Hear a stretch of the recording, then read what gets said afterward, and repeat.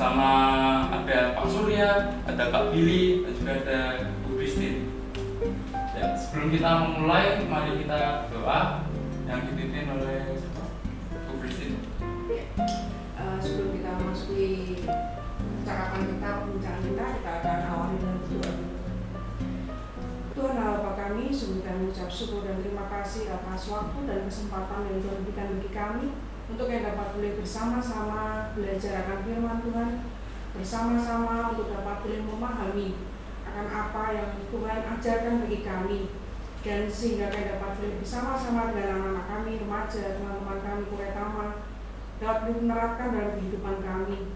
Tuhan, Kau sendiri akan pakai setiap kami, Kau akan pakai Bapak Surya, Kau akan pakai Mas Billy untuk dapat berbincang-bincang bersama kami, membahas apa yang jadi pertanyaan dan pergumulan untuk teman-teman remaja kami di GKI Taman Majapahit pada saat ini.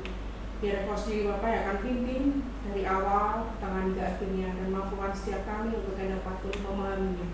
Terima kasih Tuhan, kami serahkan acara ini ke dalam tangan pengasihan Tuhan. Ya, dalam nama Tuhan kami Yesus Kristus kami berdoa dan senantiasa kami mengucap syukur. Amin. Amin. Ya, untuk pembicaraan pada hari ini kita akan membahas dengan tema Trinitarian Friendship atau persahabatan. Ya, Pak Surya, saya mau tanya nih Pak. Silakan. Tema kita kan Trinitarian Friendship. Ya. Nah, menurut Bapak tuh apa sih persahabatan itu? Persahabatan atau friendship. Nah, ya, di dalam pemahaman tentang arti kata kasih, ya, dalam bahasa Yunani ada 4 bentuk kata kasih. Yang pertama adalah agape, yaitu kasih terhadap Allah atau kasih Allah, kasih ilahi. Yang kedua adalah kasih persahabatan. Yang ketiga kasih persaudaraan. Dan yang keempat adalah kasih laki-laki dan perempuan. Tidak ada yang lebih tinggi, tidak ada yang lebih rendah, semua levelnya sama. Tidak ada juga level 1, level 2, pedas, kurang pedas, tidak ada. Ya, jadi jangan berpikir seperti itu. Nah, teman-teman yang terkasih, friendship adalah bentuk relasi, bentuk hubungan yang menyatakan kasih seseorang terhadap pribadi yang bukan Allah, bukan saudara sekandung, tetapi orang-orang yang ada di sekitarnya. Tapi saya mau katakan, sekali lagi itu bukan berarti bahwa kasih persahabatan itu lebih rendah daripada kasih yang lain. Kenapa? Tuhan Yesus sendiri pernah berkata, tidak ada kasih yang lebih besar daripada kasih seseorang yang menyerahkan nyawanya bagi sahabatnya. Artinya apa? Teman-teman yang terkasih, nah, friendship adalah satu relasi, satu hubungan di mana aku mau turut merasakan pergumulanmu, isi hatimu, kesulitanmu, sukacitamu, walaupun kita tidak punya hubungan darah. Nah, kira-kira seperti itu. Wow, banyak banget ya yang kasih-kasih yang baru tahu nih. Baru tahu ya? Iya. Nah, di dalam remaja tuh seringkali kalau kita bertemu sama teman, nah kadang itu kita menyapa, gak disapa balik. Nah, itu sikap yang harus kita lakukan apa sih? Biar kita nggak terpancing emosi atau Hai, dipakai gitu ya. Hai, didiemin. Oh, Pak Bola. Iya, jadi teman-teman, ketika kita mencoba untuk menyapa seseorang dan kemudian ternyata seseorang yang kita sapa itu tidak memberikan respon seperti yang kita kehendaki. Nah, tepatnya gitu ya. Itu bagaimana kita menyikapinya. Ya. Nah, teman-teman, perlu kita pahami terlebih dahulu bahwa tidak semua orang, apalagi di dalam usia remaja, tahu bagaimana merespon tindakan orang terhadap dirinya. Tidak semua orang. Tidak semua remaja dapat mengenali emosi yang ada di balik tindakan yang orang lain berikan kepada dirinya, atau bahkan remaja sendiri tidak menyadari dan tidak mengenali emosi di dalam hatinya, bagaimana dia harus bertindak dan harus bersikap terhadap realita yang ada di hadapannya.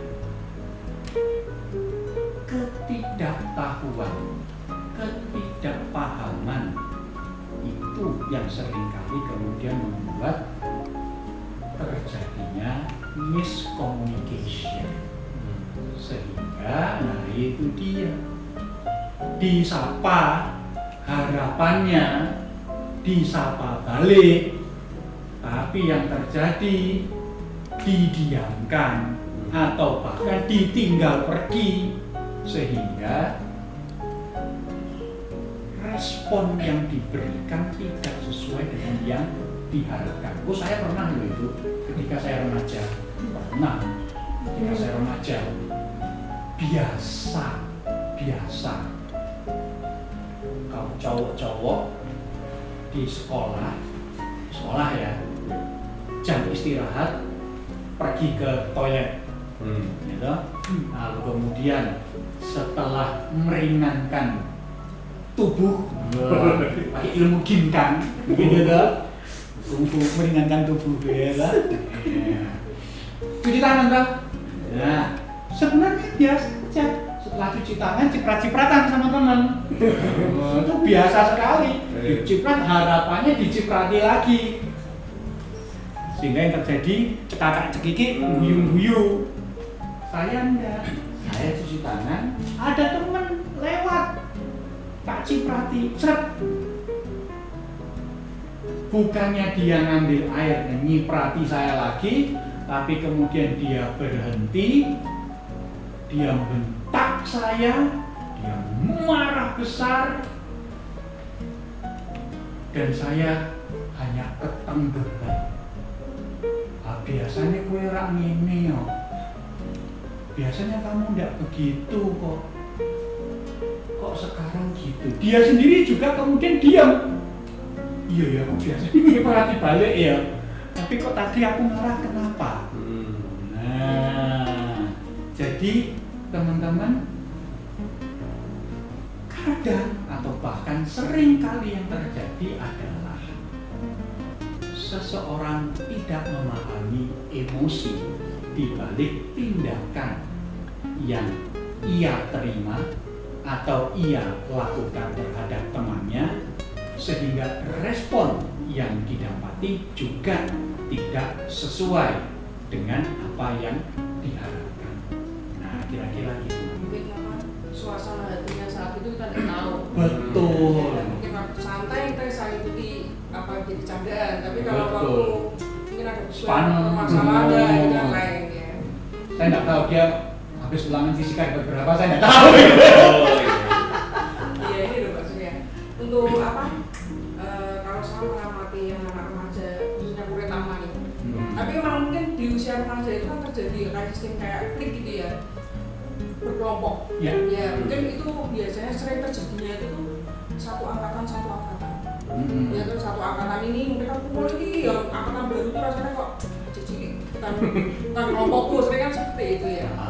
Itu gimana ya Pak kita menyikapinya, terus kalau kita memecahkan mereka supaya menjadi satu tuh sebenarnya bisa ya?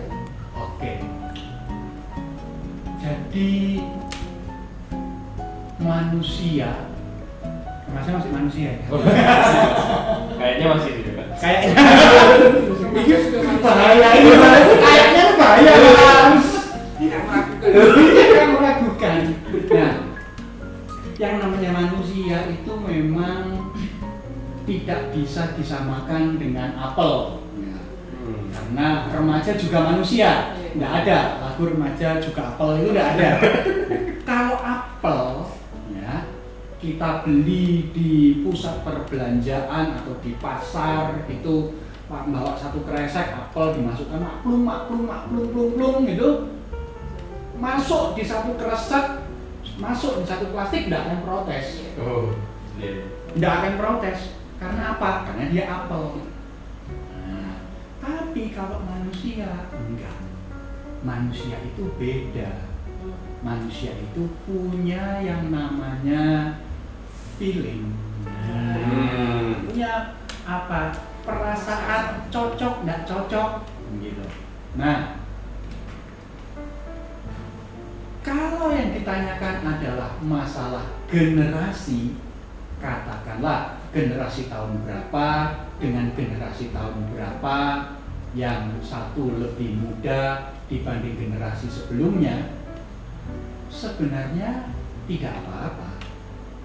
Pengelompokan dalam tanda kutip berdasarkan generasi. Toh itu juga yang terjadi di sekolah. Kan tidak ada toh kelas 1, 2, 3 gabung jadi satu kelas, kan tidak ada. Iya toh. Mungkin kelas-kelas ada kali ya, tapi nggak tahu sih. Mesti tanya Pak Sudadi. Nah, tapi kalau di sekolah, ya kelas 1 ya kelas 1, kelas 2 kelas 2. Karena apa? Pengkelasan atau pengelompokan berdasarkan materi yang mau diberikan dan berdasarkan kemampuan dari anak-anak itu, naradidiknya itu, para siswanya untuk menerima. Tetapi kalau di gereja, saya mau katakan pengelompokan is okay, tapi ada tapinya, tidak boleh eksklusif. Apa sih eksklusif itu? Eksklusif itu berasal dari kata exclude. Exclude itu berarti mengeluarkan orang dari lingkaran atau kelompok yang dimana kelompok itu tinggal bersama. Nah, eksklusif seperti itu berbahaya. Kenapa? Karena untuk mengeluarkan seseorang bisa jadi ada kriteria-kriteria. Nah pertanyaannya sekarang, kriterianya apakah kriteria-kriteria yang ada itu sesuai enggak dengan apa yang menjadi sifat-sifat Kristus, sifat-sifat Allah. Nah, teman-teman, Allah kita itu Allah yang inklusif, bukan eksklusif. Eksklusif tadi saya katakan berasal dari kata exclude. Artinya X itu kan keluar ya. Tapi Allah kita itu inklusif, berasal dari kata include. Artinya apa? Memasukkan. Ya, memasukkan. Nah, di dalam persekutuan remaja, kelompok-kelompok itu boleh ada, tetapi sifatnya seharusnya inklusif. Artinya apa? Dalam istilah yang lebih familiar itu merangkul setiap orang untuk bisa masuk ke dalam kelompok di mana ia berada.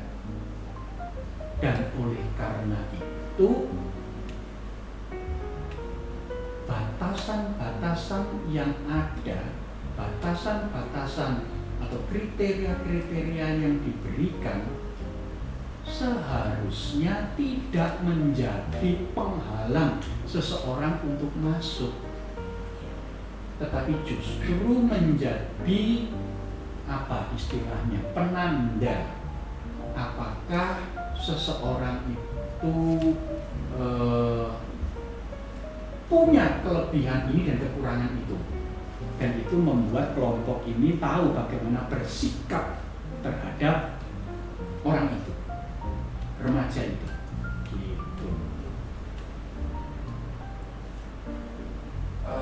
Ini Pak, di dalam remaja tuh saya sering lihat nih, Pak, kalau kita bergaul tuh kadang nggak sesuai sama diri kita nih.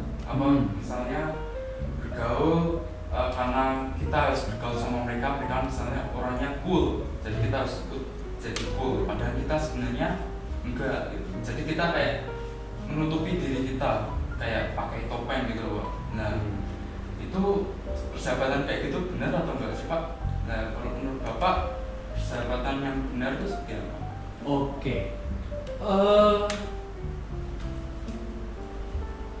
Kenapa orang pakai topeng?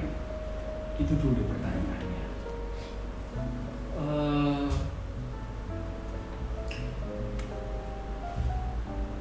Pertama, orang pakai topeng kan supaya kelihatan lebih ganteng atau lebih cantik ya, atau lebih jelek sekalian. Gantung topengnya. Iya, gantung topengnya. Nah, topengnya badut ya, topeng elek, lebihnya kan gitu.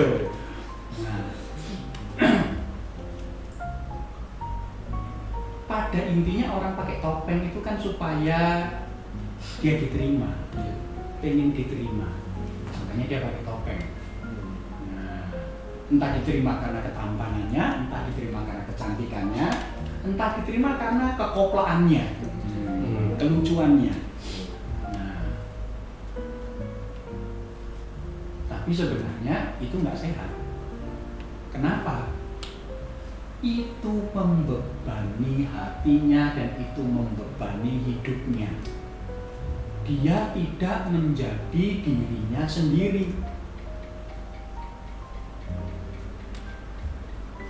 Kemana-mana dia harus dalam tanda kutip bersandiwara.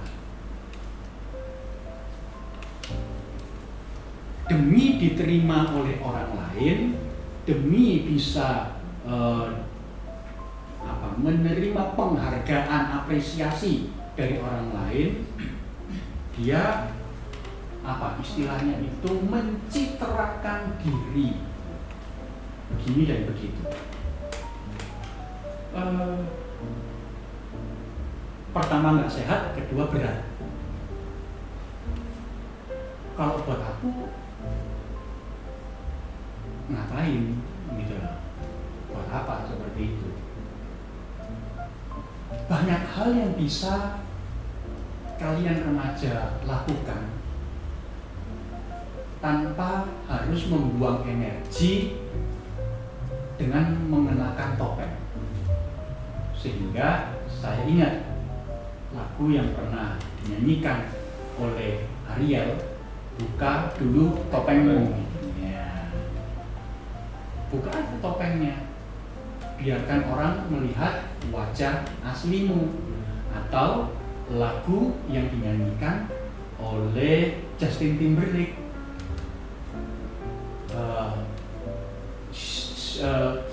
True Colors. Biarkan orang melihat warna aslimu seperti apa. Show them your true colors. Ya.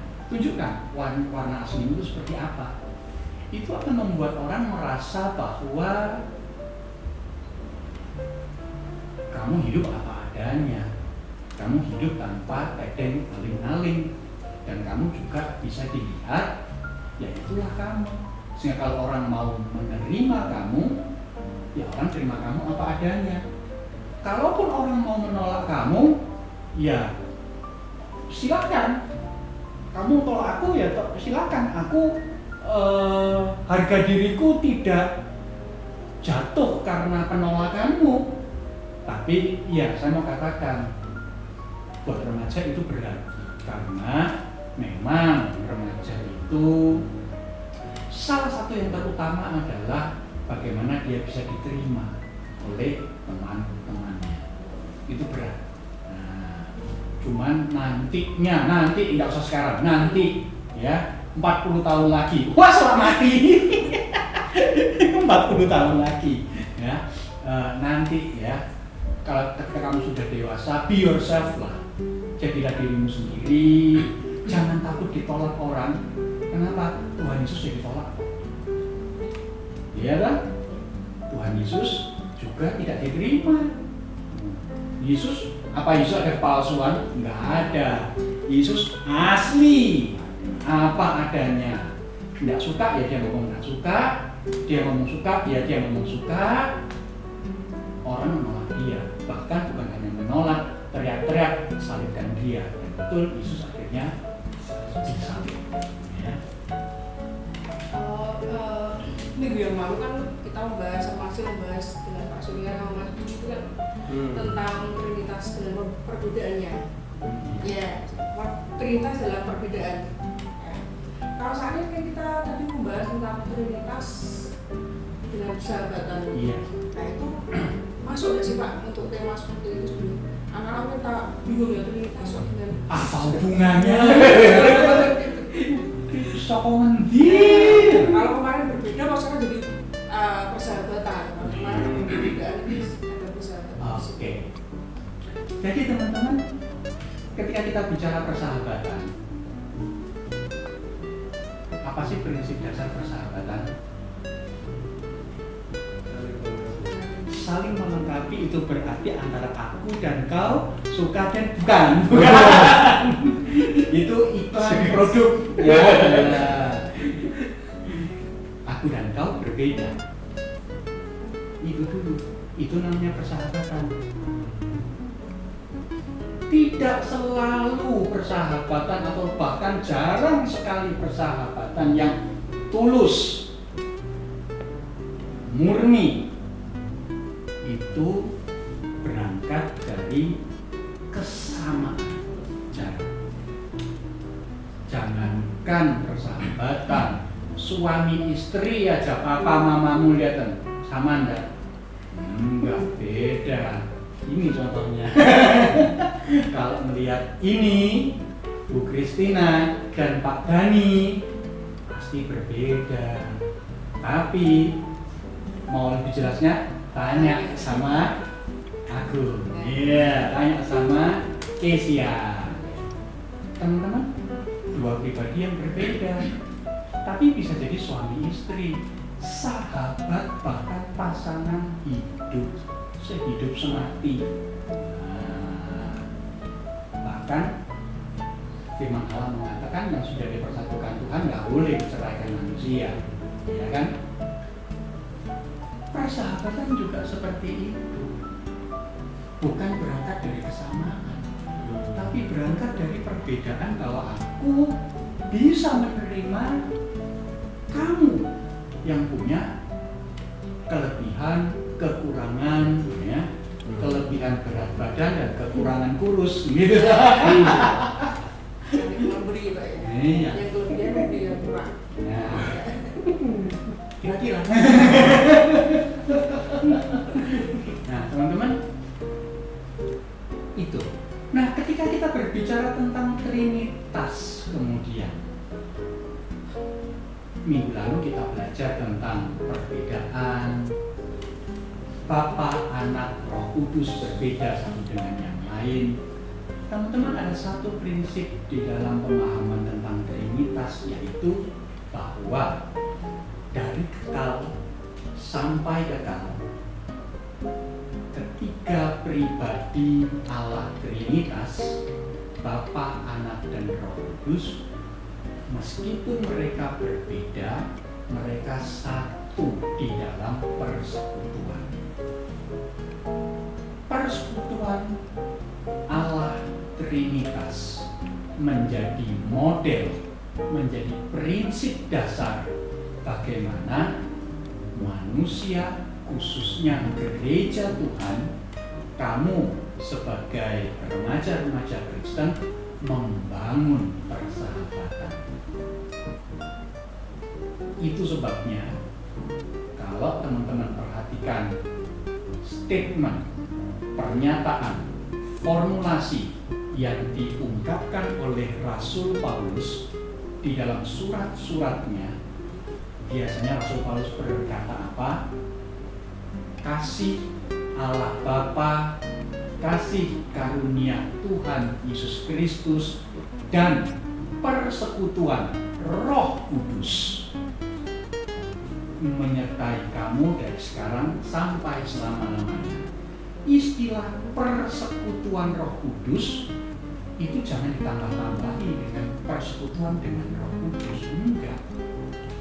Itu berbeda.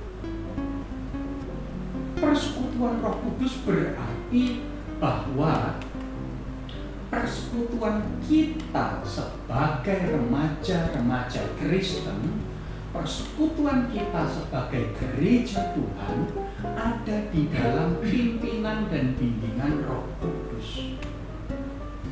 Dan persekutuan Roh Kudus itu tidak bergantung kepada tempat, tidak bergantung pada waktu, tidak bergantung kepada hobi, tidak bergantung pada jenis kelamin, tidak bergantung kepada status pendidikan. Enggak. Kalau kamu ikut kebaktian umum, kadang-kadang Bu Kristina dan rekan-rekan pengatua yang lain mengajak teman-teman untuk mengucapkan pengakuan iman rasuli. Betul ya? Nah, itu dalam pengakuan iman rasuli ada kalimat yang seperti apa? Nah, tentang bagian yang ketiga, bagian Roh Kudus dan gereja, persekutuan orang kudus. Oh, itu kan persekutuannya orang kudus. Saya Semarang. Dia orang Jawa Timur. Bukan itu maksudnya. Masuk ya. Nah, persekutuan orang kudus itu maksudnya apa? Orang-orang yang memiliki iman kepada Allah yang hidup, bahkan sejak zaman sebelum Abraham sampai pada hari ini, sampai 50 tahun yang akan datang, sampai 100 tahun yang akan datang, dan selama-lamanya itu dipersatukan dalam satu persekutuan dalam karya Roh Kudus. Itu maksudnya, maknanya persekutuan orang kudus. Persahabatan juga sama seperti itu. Persahabatan adalah istilah kita sebagai remaja-remaja Kristen untuk mengatakan persekutuan orang kudus dengan cara yang lebih friendly, lebih familiar, lebih akrab di telinga kita. Nah, kamu mengalami persekutuan orang kudus itu, atau kamu hanya merasa diri sebagai orang Semarang?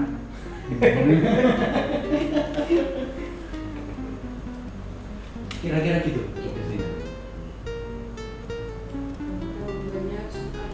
Baik-baik aja. Persahabatan itu, kalau memang persahabatan itu dari segala yang berbeda, kalau kita bisa menjadi satu itu akan menjadi indah. Betul. Untuk pembahasan kita pada saat ini kan tentang persahabatan itu didasari dari Alkitab kita itu Yohanes pasal 15. Iya. Iya. Itu kan tentang kasih yang Tuhan ajarkan bagi kita. Iya. Nah, yang menjadi pertanyaan saya itu ini, awalnya kita mau berdoa kan, Tuhan berkatilah hamba-Mu ini. Gitu. Padahal di Yohanes pasal 15 ini kan aku tidak menyebut kamu nanti sebagai hamba. Itu tuh yang dimaksud tuh gimana tuh Pak? Terus masa kita sahabat hambanya, kalau kita berdoa terus Tuhan tuntunlah sahabatmu ini kan, itu kan ada mungkin ya Pak ya? enaknya bagaimana ya Pak ya untuk mengupas ini kalau remaja tidak sistemnya salah. Padahal kan Tuhan sudah menganggap kita sahabat. Betul.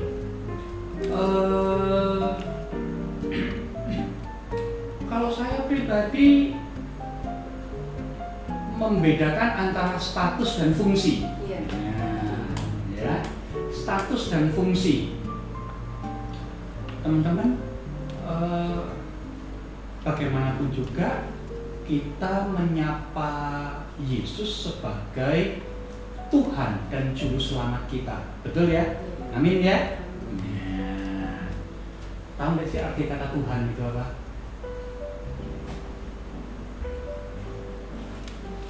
Tahu nggak arti kata Tuhan itu apa? Tuhan, Tuhan, Tuhan, Tuhan, Tuhan, Tuhan, Tuhan, Tuhan. Jadi hantu lah kemudian. Jangan dibolak-balik seperti diulang-ulang kayak begitu ya. Tapi gini, kata Tuhan pada dasarnya atau kata dasarnya berawal dari kata Tuhan. Tuhan yang maha itu menjadi Tuhan. Artinya dalam bahasa Inggris itu Lord of the Lord, King of the Kings. Tuan dari segala tuan, raja di atas segala raja. Nah, itu Tuhan. Ya. Nah, teman-teman, ketika kita berbicara tentang status, kita tidak mengatakan bahwa Yesus itu sebagai sahabat kita. Tidak. Kita tetap menempatkan Yesus Kristus sebagai Tuhan kita, Raja di atas segala raja. Ketika kita berbicara tentang status, ya. Tetapi mari kita bicara tentang ucapan Tuhan Yesus yang berkata, aku tidak menyebut kamu lagi sebagai hamba, tetapi sebagai sahabat. Artinya apa? Bagi Yesus, di mata Yesus, apa? Status itu bukanlah milik yang harus dia pertahankan. Tetapi Yesus mengambil fungsi seorang sahabat. Itu kemudian digaungkan kembali oleh Rasul Paulus di dalam surat kepada jemaat di Filipi 2 ayatnya yang pertama sampai dengan ayat yang ke-10. Yesus yang tidak menganggap kesetaraannya dengan Allah sebagai milik yang harus dipertahankan. Itu dia berbicara tentang statusnya. Tetapi dia mengambil rupa seorang hamba, yang mengosongkan dirinya, mengambil rupa seorang hamba, bahkan hamba yang taat sampai mati di kayu salib. Ya.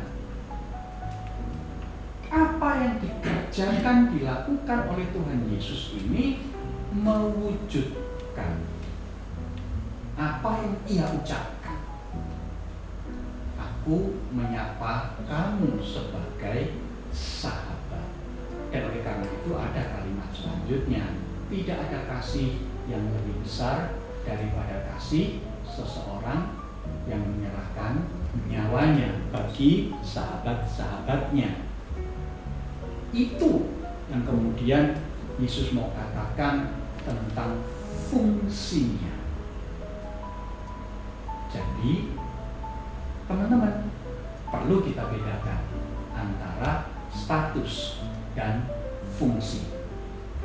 Status Yesus dalam hati kita, dia adalah Tuhan, tetapi ternyata Yesus menempatkan dirinya sehingga dalam tanda kutip ia berfungsi, ia berperan, ia mengambil dampak sebagai seorang sahabat bagi bagi kita. Bukan hanya mau mendengarkan keluh kesah kita, bukan hanya mau mengerti isi hati kita, tapi juga bahkan menyerahkan nyawanya bagi kita di kayu salib. Nah, teman-teman, itu sebabnya kita punya satu lagu, What a Friend We Have in Jesus. Tahu lagu apa itu? Nggak tahu. Yesus sobat yang sejati. Oh. Nah itu ngerti. Dan gue ngerti Pak. Nek waktu kan Yesus gue, itu lagu London.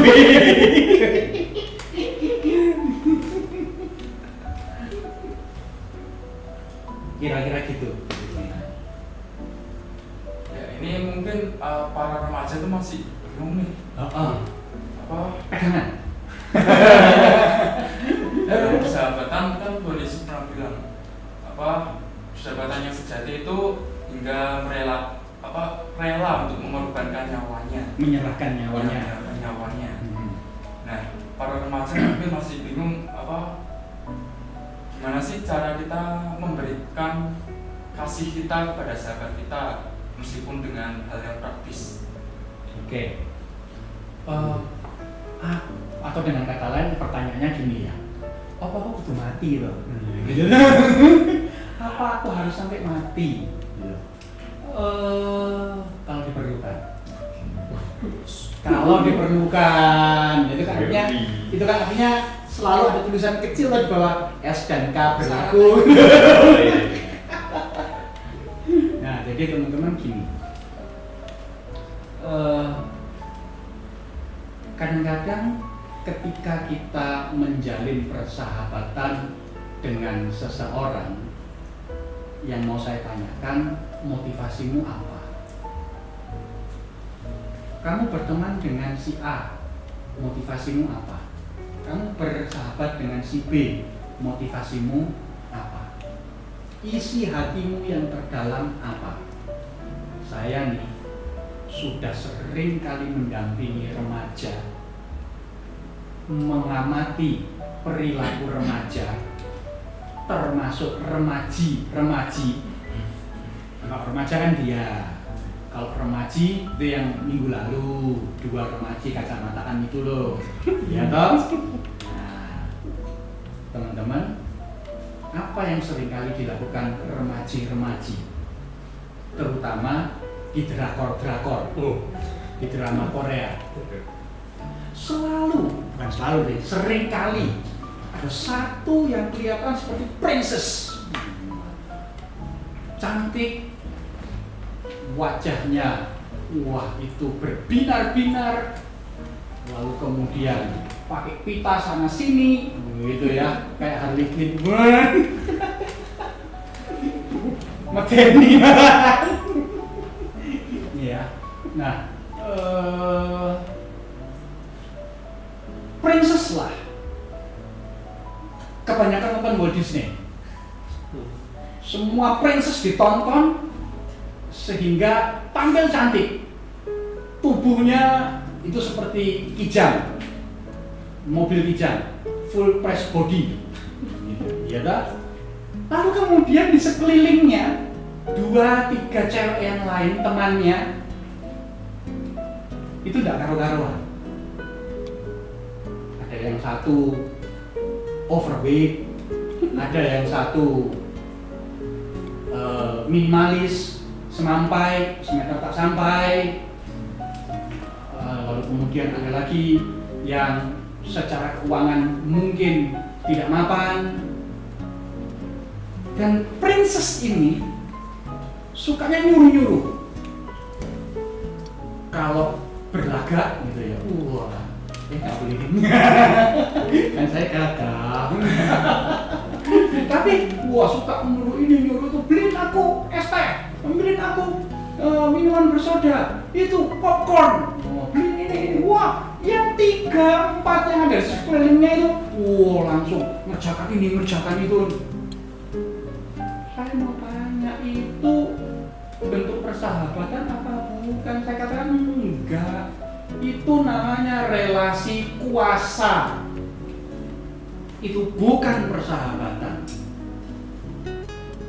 Relasi kuasa, princess ini ada di atas, yang lain disuruh-suruh, bahkan suruh ngerjakan PR, suruh ngerjakan tugas apa-apa, kelompok. Princessnya hanya terima nilai. That is not a true friendship. What is the true friendship? Apa itu persahabatan yang sejati? Kalau kita mau duduk sama rendah, berdiri sama saja gitu. Ya, jadi teman-teman, true friendship itu Marlon punya perasaan apa, aku juga turut mengalami, turut merasakan apa yang Marlon rasakan. Ketika Marlon punya pergumulan apa, dia membagikan pergumulannya, aku juga mau mendengarkan dan menerima pergumulannya.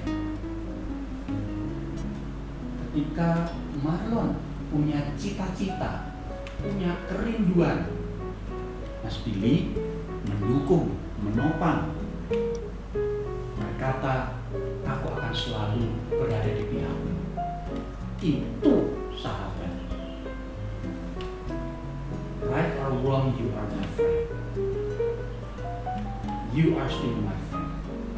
Nah, teman-teman yang terkasih, relasi seperti ini, di mana tidak ada relasi kuasa, satu lebih tinggi dari yang lain, ini tanda-tanda kamu sedang memulai suatu hubungan, suatu relasi persahabatan yang sehat. Kira-kira gitu. Persahabatan ternyata luas sekali. Wah, Kalau kita bisa sama-sama dengan kita sebagai sahabat itu bukan kita juga berat sebetulnya. Karena apa yang sahabat kita rasakan kita harus ikut merasakan. betul. Ternyata kita harus duduk sama rendah, berdiri sama saja. Sama saja. Tanggung jawab kita sebagai seorang sahabat. Juga Tuhan sudah mengajarkan kita tentang kasih, tentang persahabatan yang sejati. Kita dapat melakukannya. Sebagai remaja Tuhan, saya yakin dan percaya mereka sanggup melakukannya. Di saat mereka senantiasa berjalan seiring dengan Tuhan di hati mereka. Mungkin Marlon tentang persahabatan ini sudah bisa memahami. Ya, saya rasa masih juga memahami. Mereka memasuki masa-masa seperti itu, mereka masuk remaja itu kan masa-masa mereka bersahabat hidup dengan yang lain. Iya. Mereka pedulinya itu besar kalau remaja itu. Care. Iya. Care. Kepedulian mereka sangat besar di remaja itu. Dan saya yakin mereka sanggup melewatinya. Iya. Kalau mereka seiring sejalan pasti semua bisa hidup. Dan apa yang Tuhan ajarkan dapat bisa mereka terapkan dalam kehidupan. Terima kasih Pak Surya. Sama-sama. Pencerahannya pada hari ini. Sama-sama. Minggu yang lalu kita ada diberikan pencerahan tentang Tritunggal. Saat ini kita diberikan pencerahan tentang persahabatan di dalam Tritunggal itu sendiri yang Tuhan sudah ajarkan. Intinya jangan gampang-gampang mengatakan lu tuh ye. Jangan gampang-gampang gitu. Lu tuh ya, lu tuh ye. Nah, nunjuk orang jangan gampang-gampang gitu. Tetapi kalau teman-teman punya prinsip bersahabat, jangan minta orang menjadi sahabat yang baik, tapi mintalah kepada diri sendiri bagaimana aku menjadi sahabat yang baik. Sehingga kalimat yang seharusnya diomongkan, gua tuh, aku iki. Nah, mulailah dengan kalimat seperti itu. Aku ini, atau gua tuh. Nah, kira-kira gitu. Teman-teman remaja, wah sangat membantu sekali ya, apalagi kita dapat pengetahuan yang baru nih tentang persahabatan. Pada hari ini kita sudah selesai. Nah, sekarang kita akan, sebelum kita mengakhiri, kita akan berdoa terlebih dahulu. Mari kita berdoa. Bapak, kami mengucap syukur buat kesempatan siang hari ini. Tuhan sudah memberikan kami kesempatan untuk belajar tentang persahabatan.